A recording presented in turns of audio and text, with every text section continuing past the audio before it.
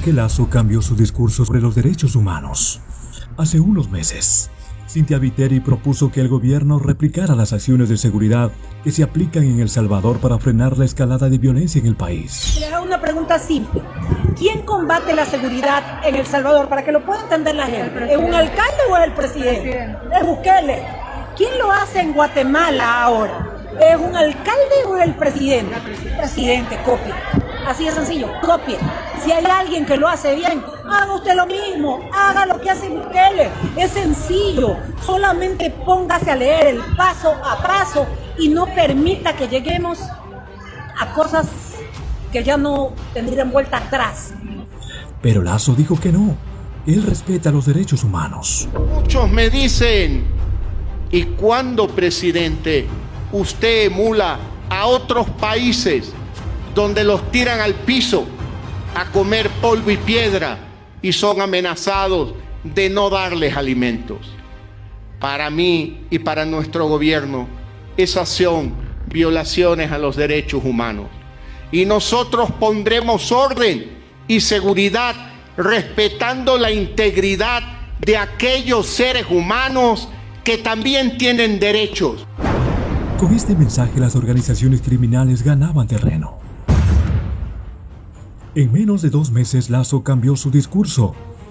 Pero antes escuchemos lo que dijo el presidente Bukele. Realmente defienden como que todo el enfoque de derechos humanos internacional o de las ONGs incluso esté enfocado en los derechos de los delincuentes, que tienen derechos. Nadie dice que los delincuentes no tienen derechos, pero ¿por qué el enfoque es siempre en los derechos de los delincuentes? Y la gran mayoría de la gente honrada, nadie le importan sus derechos. En Estados Unidos algunos no tienen derecho a la vida porque les ponen a la silla eléctrica. Entonces, si se pueden restringir algunos derechos humanos tan fundamentales como el derecho a la vida, en el caso de los países que tienen pena de muerte, ¿por qué en el caso de los países pobres o en el caso de los países en vías de desarrollo del tercer mundo están encima que los delincuentes deben de tener derechos, pero cuando hablamos de los derechos de la población, ahí todo el mundo se queda callado y ahí ya no importa y lo que tenemos que hacer es seguir velando por los derechos de los delincuentes? Por ahí andan rumores que quieren empezarse a vengar de la gente honrada, al azar. Hagan eso y no va a haber un tiempo de comida en las cárceles. Uno. A ver cuánto tiempo duran sus homeboys allá adentro. Les juro por Dios que no comen un arroz. Y vamos a ver cuánto tiempo duran. Y no me importa lo que digan los organismos internacionales, que vengan a proteger a nuestra gente. Que vengan a llevarse a sus pandilleros. Y hemos actuado con determinación porque no queremos más vidas de ecuatorianos bajo amenaza. Debo lamentar la muerte de 5 policías y en esta adversidad debo agradecer la labor de las fuerzas del orden que han evitado muertes de civiles en los atentados terroristas. Ecuador merece y necesita vivir en paz. Seguiremos actuando con firmeza. Esa es mi principal preocupación, que ustedes puedan trabajar y vivir en paz. Y cuidado con apelar a los derechos humanos para solapar la delincuencia. Porque primero están los derechos humanos de los 18 millones de ecuatorianos que quieren dormir en paz, salir y volver a casa tranquilos. Son casi iguales el discurso del presidente Lasso al de Bukele. De la misma forma, en sus declaraciones el general de la Zona 8, Víctor Zárate, habló sobre el tema de los derechos humanos de los policías. Todo el mundo pide que sean vulnerados los derechos. Yo les pregunto y les vuelvo a preguntar nuevamente, derechos humanos, a la gente de la Defensoría Pública. ¿Quién se ha personado de los policías que han fallecido o han sido vilmente victimados? Más de 6. Nadie dice nada.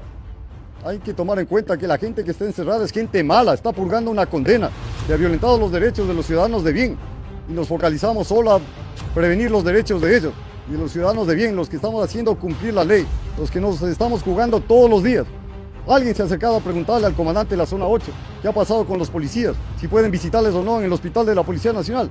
Me pregunto, y les pregunto a ustedes, y a través de ustedes les hacemos un llamado, o hay que tener alguna membresía especial con derechos humanos, que solo para un bloque sí y para otros no.